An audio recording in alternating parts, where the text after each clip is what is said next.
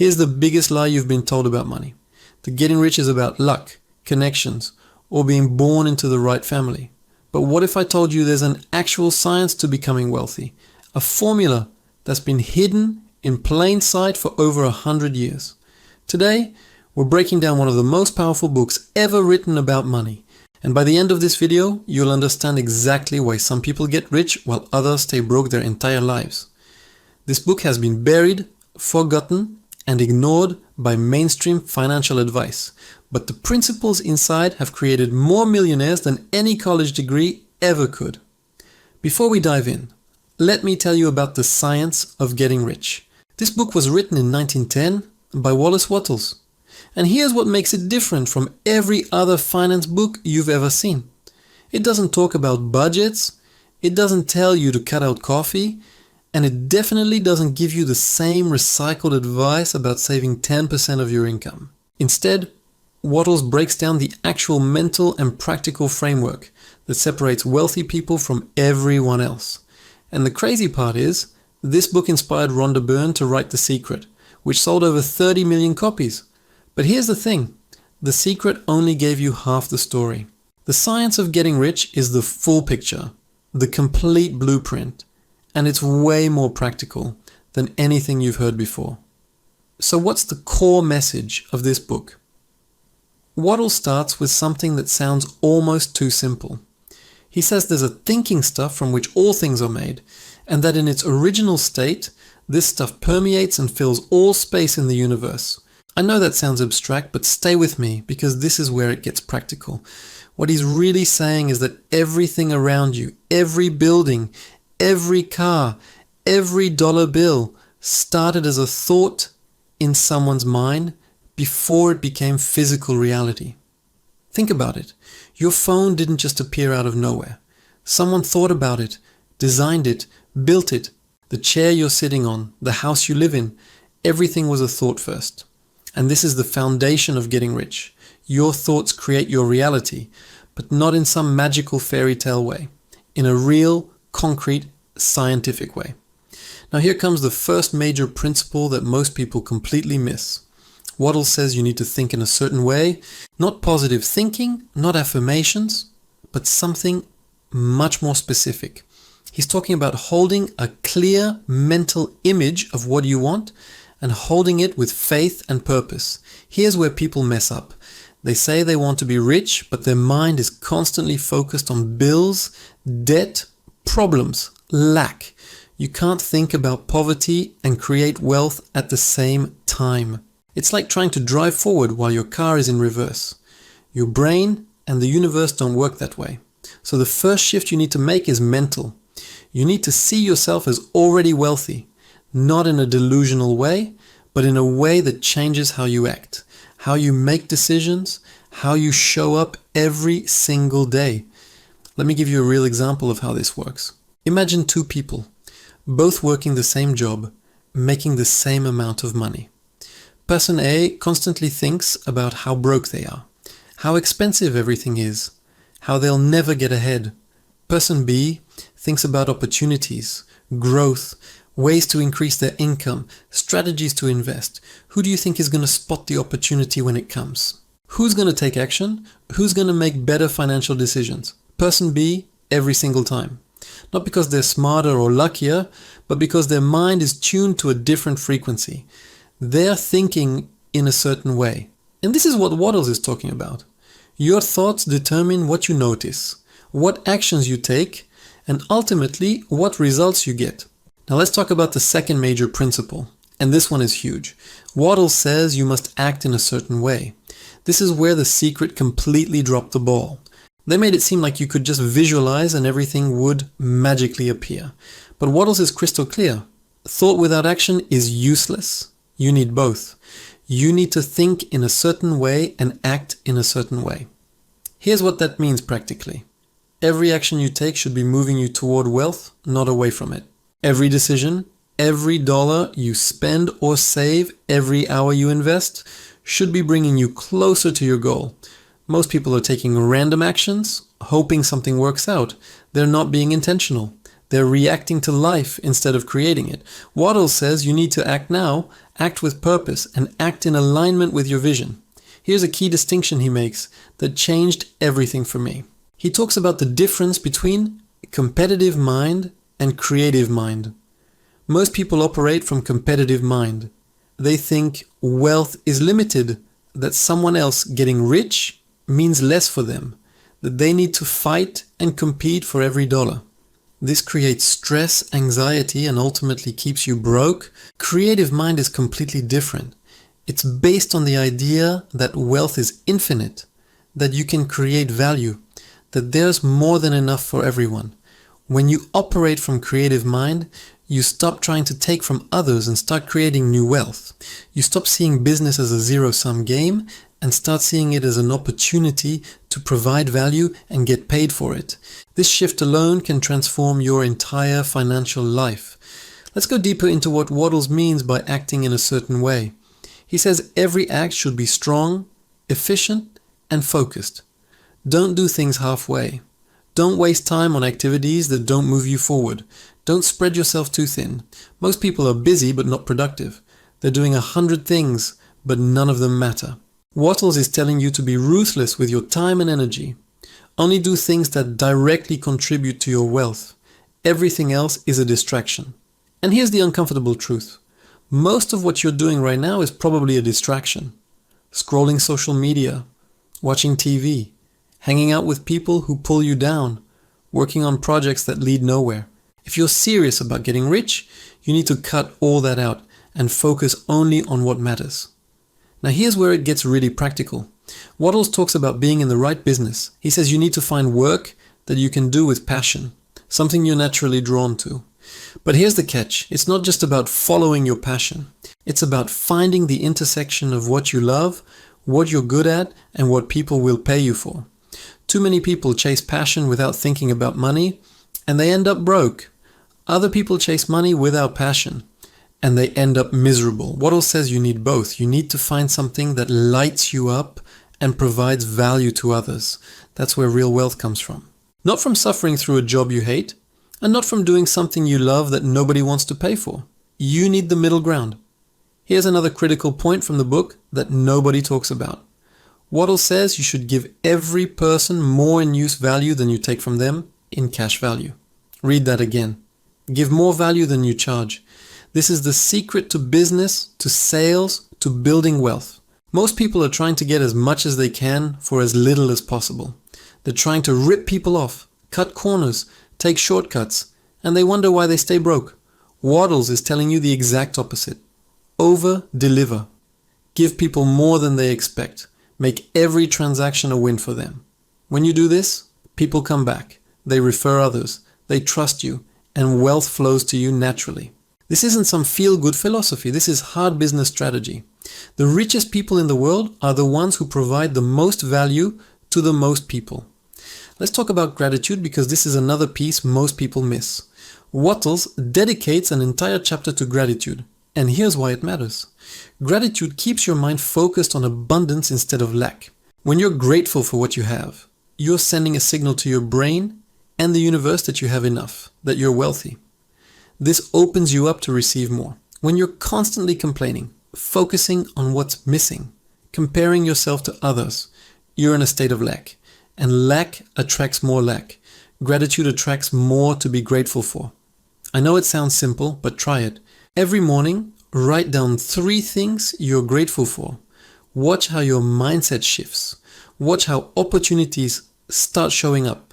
It's not magic, it's psychology. Your brain starts noticing the good instead of the bad, and that changes everything. Now, let's address something important. Wattles wrote this book in 1910. Some people dismiss it because it's old. But here's what you need to understand.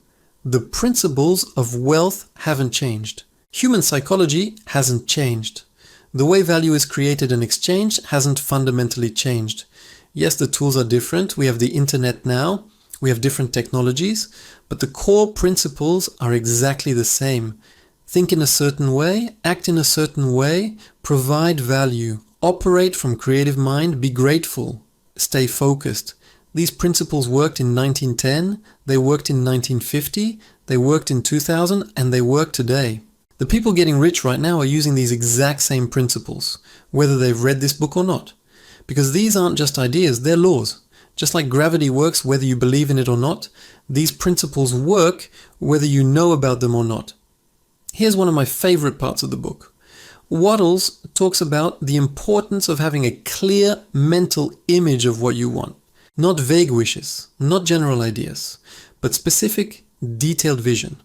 Most people say they want to be rich, but they have no idea what that actually means for them. How much money? What lifestyle? What kind of work? What kind of impact? Without clarity, you're shooting in the dark. You might hit something, but probably not.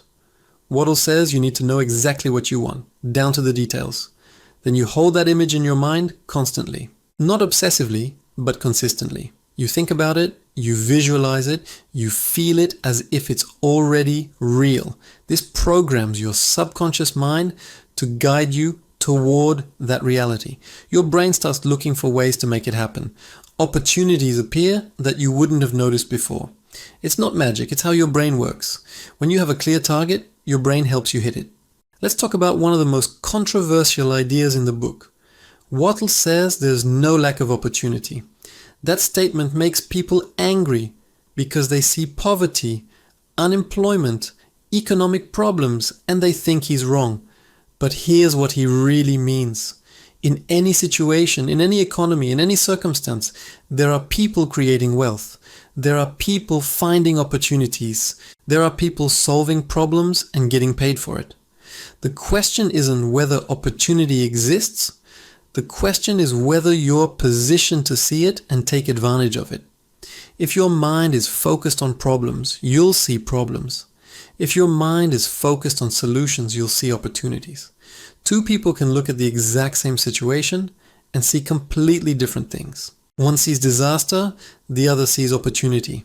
It's all about perspective, and perspective comes from how you think.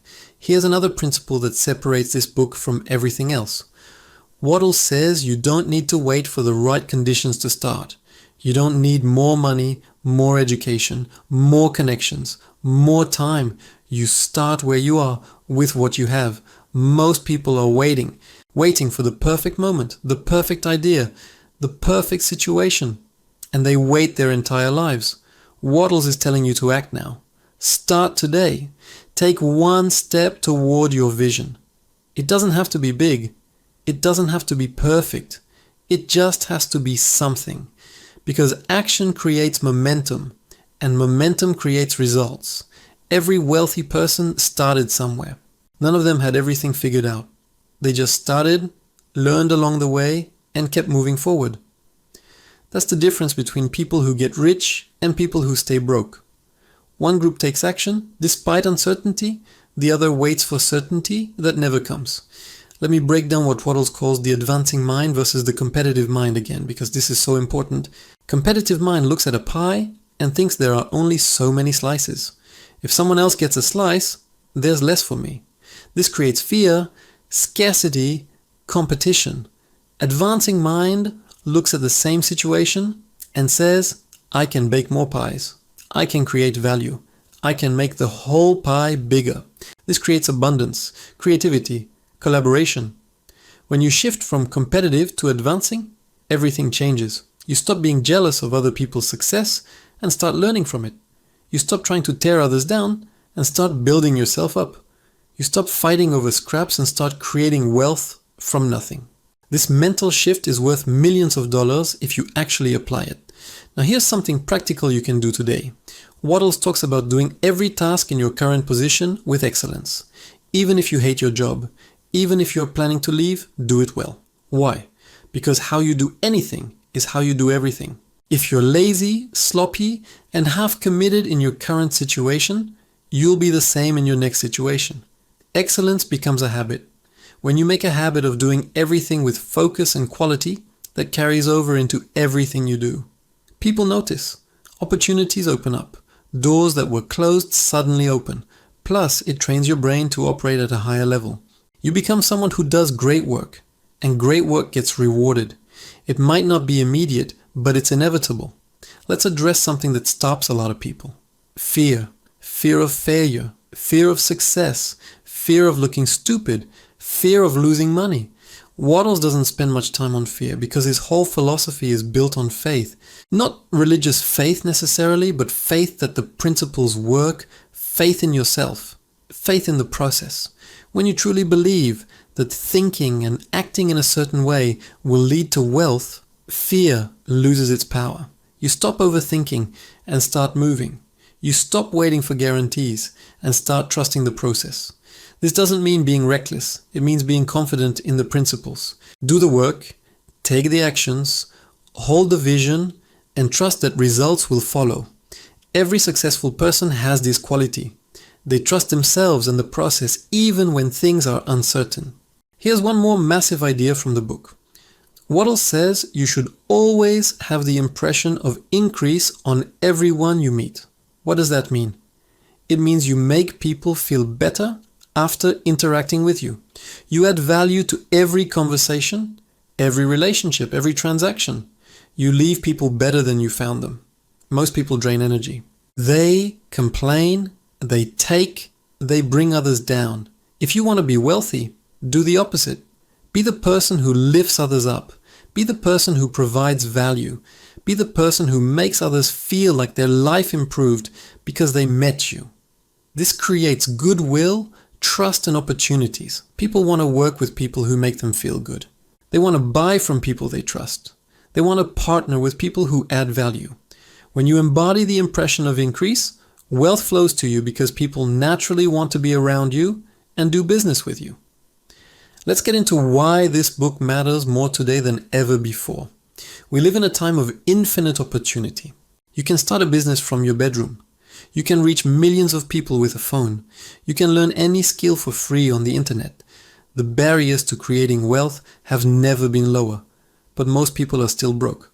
Why? Because they don't think in a certain way or act in a certain way. They have access to all the tools, but none of the mindset. Wattles gives you the mindset. Once you have that, the tools become powerful. Without it, you're just spinning your wheels.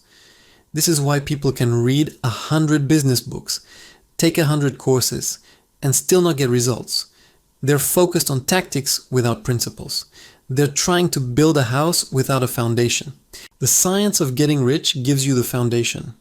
Everything else becomes easier once you have that. Here's the brutal truth that Wattles doesn't shy away from. Getting rich requires sacrifice. Not suffering, but sacrifice. You're going to have to give up things that don't serve you.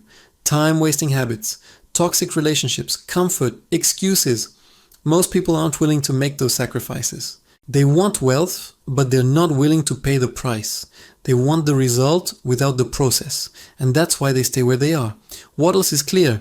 If you want different results, you need to think differently and act differently. That's non-negotiable. You can't keep doing what you've always done and expect different outcomes. So the question you need to ask yourself is, am I willing to change? Am I willing to give up what's comfortable for what's possible? If the answer is yes, this book gives you the roadmap. If the answer is no, you'll stay exactly where you are. Let me give you the ultimate takeaway from the science of getting rich. Wealth is not an accident. It's not luck. It's not about being in the right place at the right time. It's a science. There's a formula. Think in a certain way. Hold a clear vision. Act with purpose and efficiency. Provide more value than you take. Operate from creative mind instead of competitive mind. Be grateful and do everything with excellence. That's it. That's the formula. It worked in 1910. It works today.